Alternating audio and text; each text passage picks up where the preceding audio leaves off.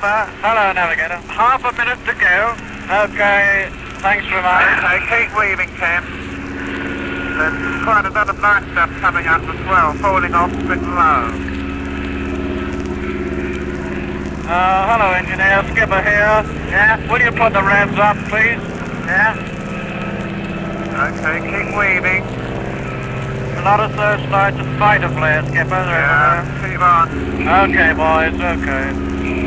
Left, left. Right, you can... Bomb doors open. Hello, Bombardier. Okay when you are. Bomb doors open. Bomb doors open, Bombardier. Right. Steady. Steady. Bomb's going in a minute, Bob. Hey, Jimmy, try to behind us. Bomb's steady, Yes, Jimmy, hold it up. Where is he, rear gunner? Can you see him? Down! Down! He's chopped down! He's chopped down. Did you shoot him down? Yeah. He's got him, boy, right in the middle. Bloody good. Bloody good. Photograph taken. Keep waving. There's some black coming at me. Okay, don't shout all at once. Alright. Photograph taken. Okay, photograph taken. Hello, Skipper. Will you turn on to 081? Right, 081, Navigator. Don't all speak at once now. Keep quiet, it's okay. Okay. Hello, mid-gunner. Did you recognize that fighter you shot off? No, I didn't recognize it, but it's definitely going down now. Good, Jimmy. I can see him, boy. Good show. I can see him now. Yeah, look at him burning. Does he look lovely? Good show, lads. Now keep your eyes open. Okay, Ken. Last night, the Royal Air Force went to Hamburg, Germany's largest port and main center of their submarine building industry. The British bombers dropped more than 2,300 tons of bombs. It was the greatest weight of bombs ever dropped in any raid. 12 bombers failed to return.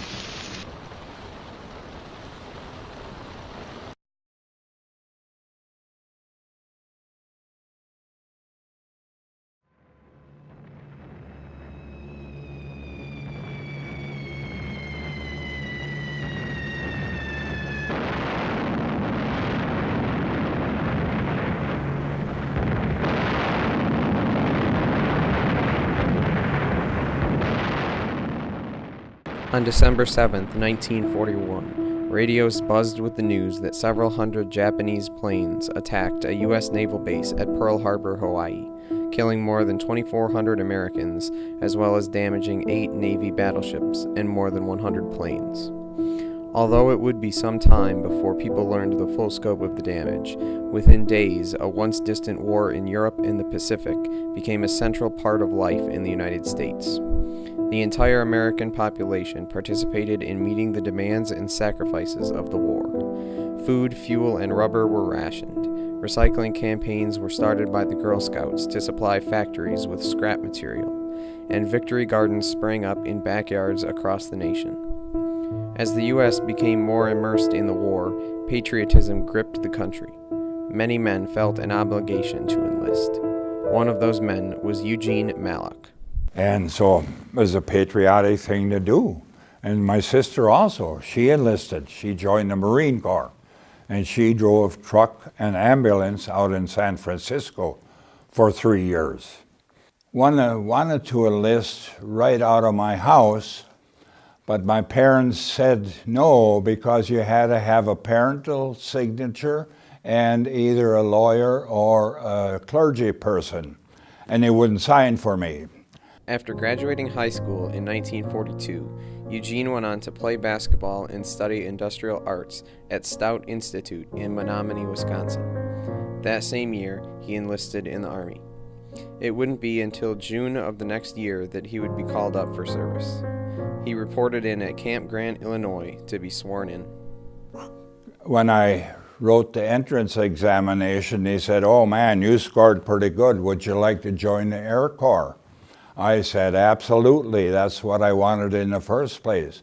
So I got a discharge from the Army, and they enlisted me in the Air Corps. After joining the Air Corps, Eugene was transferred to basic training in Miami Beach, Florida. And the sand was so hot you couldn't even stand on it. This was then in September of '43. They issued our big woolen overcoats when we were there in September.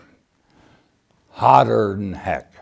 Once Eugene was through basic training, he took a train to the San Antonio Flight Academy for his classification. A place where they give you tests on what you can and cannot do, like put round pegs in square holes and that kind of stuff, I like to say, but it wasn't like that. But then anyway, I also at that time had to take 10 hours of flying lessons on a little airplane called an Aranca. The instructor, after taking me around 10 times flying, when we took the last trip, he said, "Well, Gene, I think you ought to become a navigator." Apparently I wasn't a heck of a good pilot at all. So I went to navigation school. For the next 18 months, Eugene was trained in aerial navigation at the San Marcos Army Airfield, Texas. He graduated as a second lieutenant navigator. Eugene was then transferred to Billy Mitchell Field in New York, where he would be assigned to a crew. During 1943, Mitchell Field served as a staging area for air crews before being sent overseas. The airfield buzzed with excitement as young airmen, aspiring to be the next war heroes, were anxious to get overseas and bring the fight to Nazi Germany. The cadets looked in awe at the gleaming aluminum B-24 Liberators, which would later protect them in the hostile skies over Europe.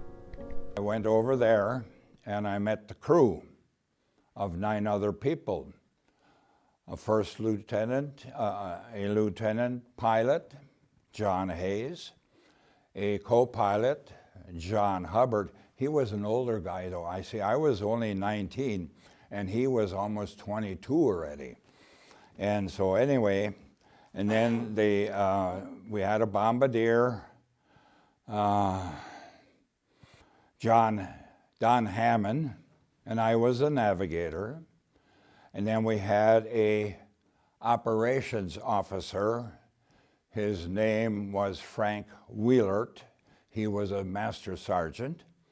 And then there was a Bob Davidson. We had a top turret on this B-24 airplane, and that's where he fired his guns out of. I had a radar man of, I think Stan Anderson was his name. And then we had the nose gunner. His name was Otto Light. He sat in the nose, and I did my navigation behind him. I had a desk. And then at the tail was Buck George. He was the tail gunner. And then we also had a ball gunner. On the B-24, there was a ball that had guns in it, and it would drop down. You'd get in there, and you could drop it down, and you could swing around 360 degrees. So that was the crew. We got together then in Mitchell Field, and we got a brand new B-24 bomber to fly over to Italy. So we got this airplane, and the whole crew got in it, and we flew around New York. And the pilot was from Long Island, New York, and he, in the worst way, wanted to fly underneath the Brooklyn Bay Bridge. And I think he hoped that if we would fly under there, we would get discharged, and we'd have to send us all home. But all the crew said, "Oh no, we're staying higher than that off the ground and the water." So we did. Once Eugene and his crew logged 50 hours of flight time on the B-24, they were cleared to begin the trip overseas. Their first flight was to Bangor, Maine. It was so cold up there that our B-24, when we landed it, was okay. But in the morning, when we wanted to take off, it was, I don't know, -30 or something up there. And the propellers. This was a plane with propellers, no jets, and 4 engines. So the whole crew, all 10 of us, we got and we pushed these motors through by the propellers to push hard, and it took us, 10 of us, to get that to go around at least once. We did that to all 4 engines. They then continued to Bermuda, and then a 12-hour flight to the Azores. Well, then you wouldn't believe, I was up there in the nose, and this was 6 hours flying over the Atlantic Ocean. So the ball gunner, his name was Danny Rice. He was 18-year-old. He was a young kid. I was 19. And so he said, "Lieutenant, what's that below us?" And I said, "Well, Danny, we've been flying over the Atlantic Ocean for 6 hours. That's all water down under there." "Oh my gosh," he said. And so we continued on. We got to the Azores and landed. And then we stayed overnight there. And we headed then from there, we had to fly to Marrakesh, Africa. After the overnight stay in Marrakesh, they stopped in British Guinea and then finally on to Cerignola, Italy, where they would be stationed. Eugene and his crew were then with the 15th Air Force and were assigned to the 765th Squadron of the 461st Bomb Group. And so when we got there, they put us in a tent that was about 20 by 40 feet long. And there was the pilot, co-pilot, and a navigator, the 3 of us, my guys, one side, and then a canvas between us and another crew of pilot, co-pilot, and navigator behind us. Oh, so then I found some bomb crates, and we made a wooden door to put on the tent, and then we also got some more crates, and I built some tables and chairs so as to sit on inside our tent, because every night we didn't have an email or a telephone. All we could do is write letters. So every night we'd write a letter. Well, anyway, then we started to get trained to fly bombing missions over Germany, Austria, Czechoslovakia, wherever. And so the first time, the pilot joined a crew that was experienced, had flown bombing missions before. The second time, the pilot and the co-pilot went with an experienced crew. And then the third time, the pilot, our crew was then called to get ready and fly a regular bombing mission. Of 1945, the 15th Air Force took advantage of the clear weather to drive the final blows on rapidly collapsing Germany. British and American troops stationed in southern Italy prepared to push north and pressure Germany's southern front. The 15th Air Force is tasked with providing air support for the invasion. Codenamed Operation Buckland, the 461st Bomb Group is to drop fragmentation bombs on German-Italian troop concentrations and gun emplacements northwest of Lugo, Italy. A successful bombing run will ease the load on the British 8th Army in their attempt to cross the Sinio and Sanitoro rivers. As Eugene and the rest of the bombers circle into formation, the airmen face their first enemy. At 12,000 feet, the air is dangerously thin, and the B-24s are not pressurized. The men must rely on oxygen masks to breathe. Without them, they will die. At 25,000 feet, the B-24s reach their cruising altitude. Temperatures drop as low as 50 below zero. Saliva or vomit turns to ice, clogging oxygen tubes and suffocating men. For the airmen, these are routine conditions. So what we wore, because it was so darn cold, most of our missions were flown at about 30 degrees below zero. So what we wore is a pair of suntan pants, and then over that a pair of,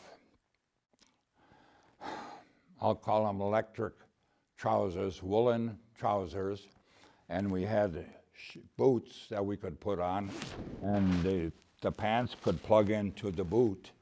And then we had this jacket also that we put on and buttoned up, and that would plug in. And then we could plug ourselves into the 6-volt battery system.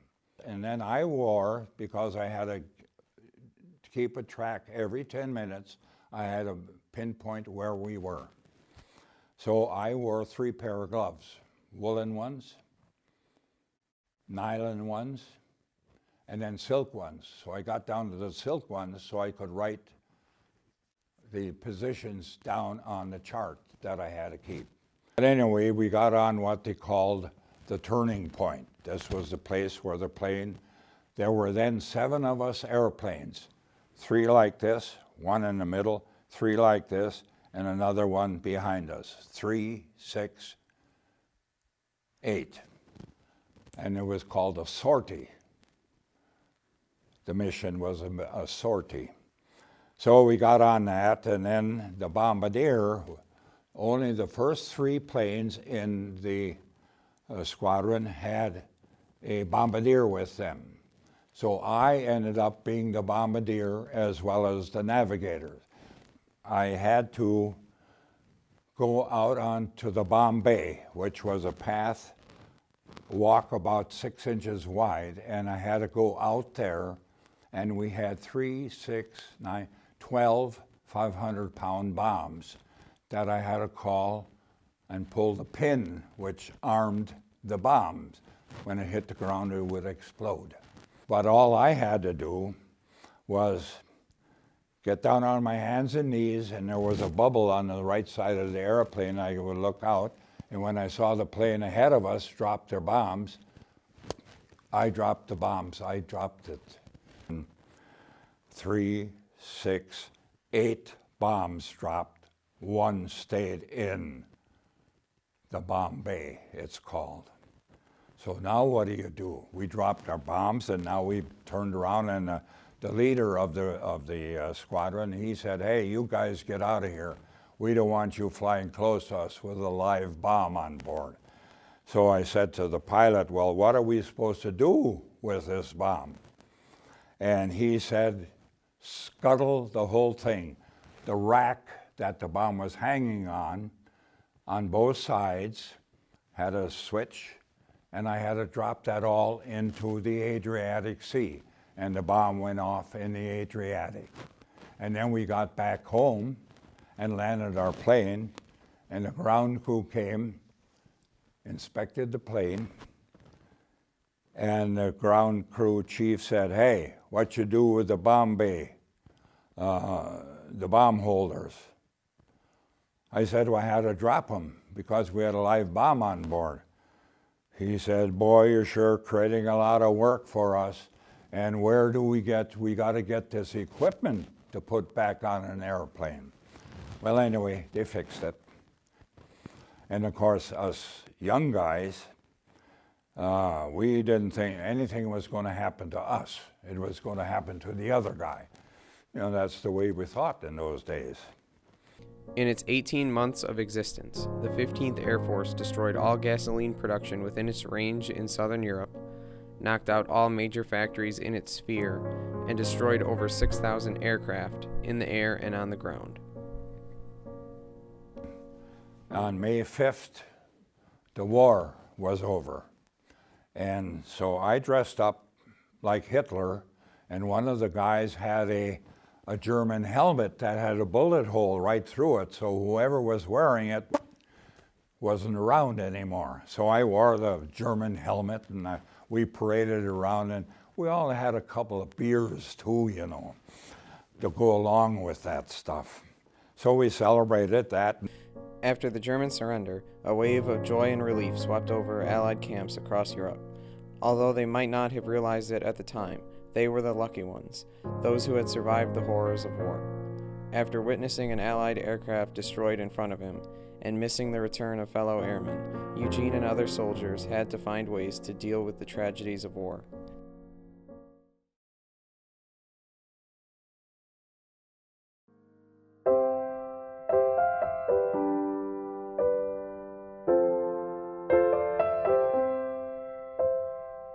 The first thing everybody wanted when we came back from the service, go get a job. They didn't ask us any questions. And like now, what you guys are doing, nobody asked anybody, World War II veterans, about this. What did you do? What happened? Where were you? When I first heard that Harlem was offering a class covering World War II, I was immediately interested in joining. Then I discovered that it was actually a film class that created documentaries of veterans that had actually served in World War II, and I was even more intrigued. Since taking the class, I've learned that this was more than a history class. It was more than anything that I had ever done in school. I learned that this class actually means something. It's important to everyone involved. These veterans take pride in their history, and it is our responsibility to preserve their stories before they are lost. It will take many of us some years to realize the full impact of this class. It has been my pleasure to hear Eugene's story, and this has been an experience I will not soon forget. I want to thank Eugene for taking his time to provide me with this opportunity to tell his story through his eyes. I also want to thank him for his service. Through Eugene, I have truly learned the bravery of our soldiers and the sacrifices they must make, and for that I have the utmost respect.